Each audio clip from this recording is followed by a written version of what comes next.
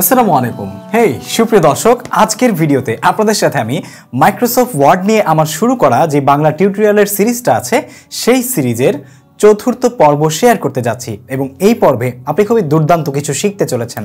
So let's get started. সুপ্রিয় দর্শক, welcome back to our Microsoft Word Bangla tutorial part 4।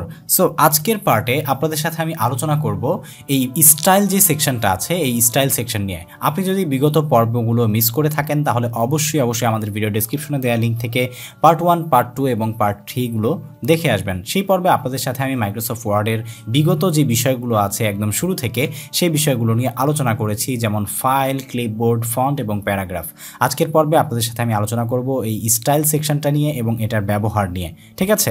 So আমাদের পরবর্তী পর্বগুলো পেতে অবশ্যই আমাদের চ্যানেলটি এক্ষুনি সাবস্ক্রাইব করে ফেলুন এবং আমাদের চ্যানেলের সাথে সাথে ফেসবুক পেজ থেকে আপনি যদি ভিডিও দেখে থাকেন তাহলে অবশ্যই ফলো করতে ভুলবেন না। ঠিক আছে? সো আজকের পর্বে আমরা যেহেতু স্টাইল নিয়ে আলোচনা করব, আমরা সরাসরি সেখানে চলে যাচ্ছি। সো স্টাইল ফরম্যাটটা হচ্ছে আপনি আপনার লেখার প্রত্যেকটা সেকশনকে আসলে কোন স্টাইলে ফেলতে চাচ্ছেন এটা আপনি এই ফরম্যাট থেকে আসলে সিলেক্ট করতে পারবেন। যেমন আপনি কি হেডিং দিতে চাচ্ছেন, নাকি হেডিং 2 দিতে চাচ্ছেন, তারপরে হচ্ছে আপনি লিস্ট প্যারাগ্রাফে করতে চাচ্ছেন, নাকি আপনি টাইটেল করতে চাচ্ছেন, মানে আপনার মন মতো আপনি কিন্তু এখান থেকে চাইলে ক্রিয়েট এ স্টাইল, আপনি চাইলে কোনো স্টাইল তৈরিও করতে পারবেন। যেমন এখানে মডিফাইতে এসে আপনার মন মতো করে আপনি এখানে ফরম্যাটিং সিলেক্ট করতে পারবেন, তারপরে হচ্ছে যেই ফন্ট সাইজ আছে সেটা সিলেক্ট করতে পারবেন, আপনি এখান থেকে কালার সিলেক্ট করতে পারবেন। এখান থেকে আপনারা দেখতে পাচ্ছেন স্টাইল বেসড আপনি কি করতে চাচ্ছেন, বডি, হেডলাইন নাকি সাবটাইটেল, তারপরে হচ্ছে স্টাইল ফর ফলোয়িং প্যারাগ্রাফ, এখানে আপনি কি করতে চাচ্ছেন এটা এখানে সিলেক্ট করতে পারবেন। স্টাইল টাইপ লিঙ্ক প্যারাগ্রাফ এবং ক্যারেক্টারের সাথে দিবেন, নাকি টেবিলের সাথে দিবেন, নাকি আপনি ক্যারেক্টারের সাথে দিবেন, নাকি শুধু প্যারাগ্রাফের সাথে দিবেন। ঠিক আছে? এবং এখানে আপনি আপনার যে কাস্টমাইজ লিঙ্কটা আছে বা প্যারাগ্রাফটা আছে সেই প্যারাগ্রাফের বা স্টাইলটার নাম আপনি এখানে দিতে পারবেন। ঠিক আছে? সো এটাই হচ্ছে আসলে মূলত আপনার যে প্যারাগ্রাফ এটার কাজ। তবে এই প্যারাগ্রাফের আরও কিন্তু দুর্দান্ত কিছু অপশন আছে। ঠিক আছে? সেই দুর্দান্ত অপশনটা কি? এই প্যারাগ্রাফের ব্যবহার করে আপনি কিন্তু খুব সহজেই টেবিল অফ কন্টেন্ট তৈরি করতে পারবেন এবং এই টেবিল অফ কন্টেন্ট তৈরি করার ক্ষেত্রে এই প্যারাগ্রাফের কাজ খুবই দুর্দান্ত। এটা কিভাবে? যেমন আমরা যদি এই পেজের সামনে আরও একটা পেজ নিলাম, কন্ট্রোল এন্টার দিয়ে এই পেজটা নিয়ে আমরা চাচ্ছি এখানে একটা টেবিল অফ কন্টেন্ট আমরা তৈরি করব। ঠিক আছে? তো এটা আমরা এখানে লিখলাম না, আপাতত পেজটা ফাঁকা রাখলাম। তো টেবিল অফ কন্টেন্ট যদি আমরা আসলে এই স্টাইল ব্যবহারের ফলে করতে চাই তাহলে সেক্ষেত্রে আমরা ধরে নিচ্ছি এখানে অ্যাব্রোগেট এই গ্লোসারি আইটেমসটাকে এখান থেকে হেডিং 1-এ আমরা দিয়ে দিব। হেডিং 1-এ দিয়ে এটাকে আমরা মাঝখানে নিয়ে আসছি। দেন এইখান থেকে আমরা অ্যাব্রোগেটটাকে হেডিং 2 দিব। তারপরে হচ্ছে এইখান থেকে এসে আমরা ধরে নিচ্ছি যে সিভিল লকে আমরা টেবিল 2 দিব। তারপরে এইখান থেকে আমরা ধরে নিচ্ছি যে ডিফেমেশনকে আমরা আসলে টেবিল 2 দিব।